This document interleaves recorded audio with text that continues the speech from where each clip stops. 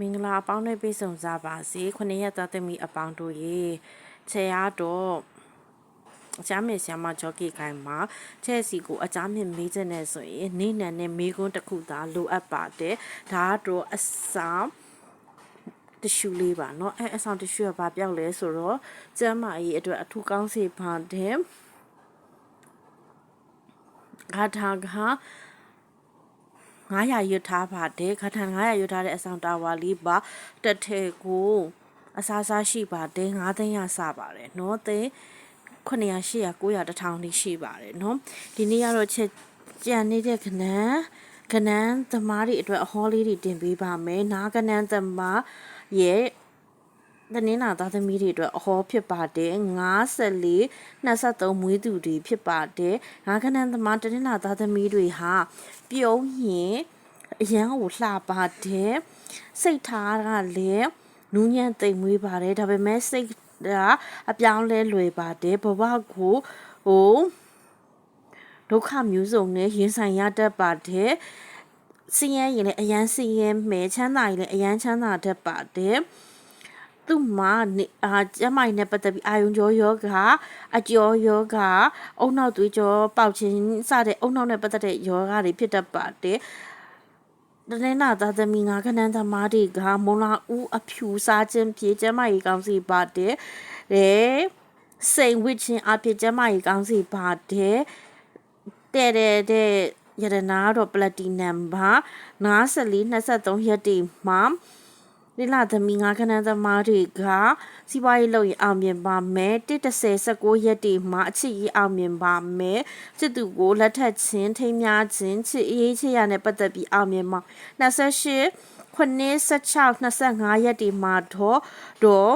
ထီကန်ကောင်းစီပါတယ်နော်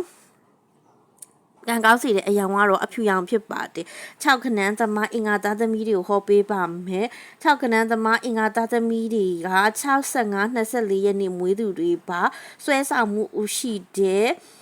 အချစ်ရေးအိမ်အောင်ရေးမှာတော့မိမိရတဲ့အနစ်နာခံရတတ်တဲ့အလှပတွေခုံမင်ပြီးတော့အလှပရေးရပတ်သက်တဲ့အမှုပညာလုပ်ငန်းတွေအလှပရေးရပတ်သက်တဲ့လုပ်ငန်းတွေမှာအောင်မြင်တတ်ပါတယ်ပကြီးပပူးမိုးလဲနှစ်သက်တယ်ဒါပေမဲ့ပကြီးပပူးနဲ့ပတ်သက်ပြီးတော့မအောင်မြင်တတ်ဘူးအလှပနဲ့ပတ်သက်တဲ့ဟာပဲအောင်မြင်တတ်တယ်တဲ့အကြောင်းကတော့အပြာရောင်ဖြစ်တယ်မြဝဝစ်ချင်းဖြစ်ကျမကြီးလည်းကောင်းစီတယ်စီးပွားလည်းတက်စီတယ်ကျမကြီးအရာတော့လေပင်လေချောင်းနှာခေါင်းသွားသတိထားပါပဲဒီစားခြင်းအပြည့်ကျမကြီးကောင်းစီတယ်65 24တွေမှာတော့စီးပွားရေးလုပ်တဲ့နဲ့68 29ရက်ဒီမှာတော့အချစ်ရေးချစ်ရာတွေအတွက်ကကောင်းစီတယ်32 21ရက်ဒီမှာတော့ထီအတွက်ကကောင်းစီပါတယ်ဒါဆိုရင်6ခနန်းသမားတွေအတွက်လည်းပြီးသွားပါပြီเนาะ9ခနန်းသမားဗုဒ္ဓဦးသားသမီးတွေကိုပြောပါမယ်9သမားဗုဒ္ဓဦးသားသမီးတွေက9ရက်16ရက်25ရက်နေ့မွေးသူပါခုနှစ်သမဗုဒ္ဓဦးသားသမီးတွေကတော့ပေါ်ပေါ်ဆဆနေတတ်တယ်ခပ်ပေါ်ပေါ်လေးနေတတ်တယ်အပြင်စင်မရှိတတ်ဘူးဒါပေမဲ့ငကိုရှိရင်ကတော့လှပါတယ်စိတ်မြန်နှက်မြန်နေတတ်တယ်စိတ်မြန်လက်မြန်လှုပ်တတ်တယ်ဒါလေးတွေတော့လျှော့ပြရမယ်ဒါပေမဲ့အလုပ်တစ်ခုကိုလုပ်ပြီးဆိုရင်တော့ကိုစန်းကိုစားနဲ့လှုပ်တဲ့အတွက်ကြောင့်သူတို့တွေကအောင်မြင်မှုကိုခဏလေးနဲ့ရတတ်ပါတယ်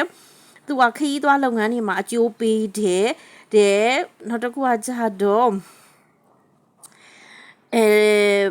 ဗီဒီတို့အကြမ်းမြင်တို့အဲ့ဒီပညာနဲ့ပတ်သက်မှလည်းအကျိုးပေးပါတယ်เนาะဆောင်းရမယ့်အရာကတော့အဖြူရောင်ဖြစ်ပါတယ်ဆောင်းရမယ့်ယတနာကတော့ပလဲဖြစ်ပါတယ်25ရက်ဒီမှာစီးပွားရေးကံကောင်းတတ်တယ်စီးပွားရေးအောင်မြင်တတ်တယ်20ရက်ဒီမှာတော့ထီကန်ထိုးဥယျာဉ်ကံကောင်းတတ်ပါတယ်အချစ်ရေးချစ်ရတော့ပုံမှန်ပဲဖြစ်တော့ကြောက်ကံကောင်းတဲ့ရက်ဒီတော့မရှိပါဘူးเนาะဒါပေမဲ့တခုတော့ကျမကြီးရတခုကတော့ခါနာခါအောက်ပိုင်းခါနာခြင်းခါအောက်ပိုင်းအကျော်ဆွဲခြင်းသွေးဆူနာဖြစ်ခြင်းအဲ့ဒါတွေတော့ဖြစ်တတ်တယ် တဲ့တဲ့အသီးတွေကတော့အသီးကတော့သင်မောသီးနဲ့မင်းကိုသီးဖြစ်ပါတယ်နော်ရှစ်ခဏန်းသမားကြာတပီးသားသမီးတွေအတွက်ချေဟောပေးပါမယ်ရှစ်ခဏန်းသားသမီးတွေတရား89 26မွေးတဲ့သူတွေဖြစ်ပါတယ်စကားပြောရင်ကြွယ်တဲ့စကားကြွယ်ပြောတတ်တဲ့အလုပ်ကိုထိမိမိနဲ့ပြရီနဲ့တည်ချာနဲ့လောက်ကင်တတ်ပါတယ်ဒါပေမဲ့သူတစ်ပါးကိုစကားပြောတဲ့အခါမှာတော့အာမနာတမ်းပဲပြောတတ်တဲ့အတွက်ကြောင့်လူမုန်းများပါတယ်နော်ကတော့ဒီ2020မှာတော့အရန်ကောင်းပါတယ်နော်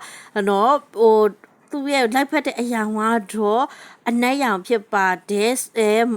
ပလဲနက်ကိုဆွဲချင်းအပြေကန်ကောင်းကန်ပွင့်စေပါတယ်စားမဲ့အတိအငါပြောဒီဘာကန်အထိပေါက်မဲ့ရက်တွေကတော့89 26ရက်ပဲဖြစ်ပါတယ်စီးပွားရေးတက်မဲ့ရက်တွေဟာလည်း89 26ပါအခြေရမှာလည်း89 26ရက်တွေဖြစ်ပါတယ်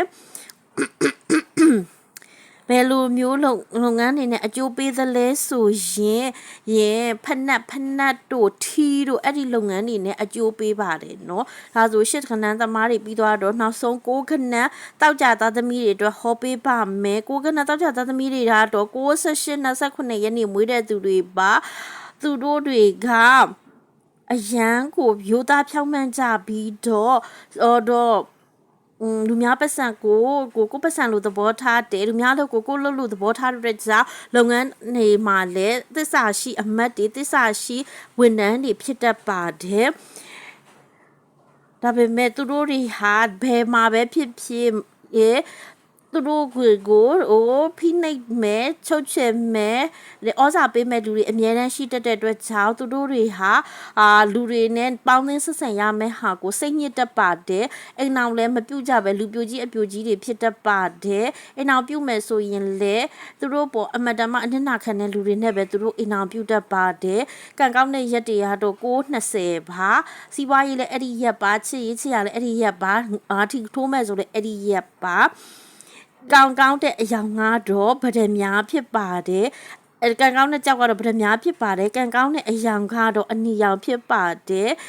သူတို့တွေကယောဂါတွေမှာဆိုရင်တော့အများဆုံးအပြည့်နှလုံးတို့အဆုပ်တို့ကြောက်ကတ်တို့အဲ့ဒီယောဂါတွေကိုမကြမကနာဖြစ်တတ်ပါတယ်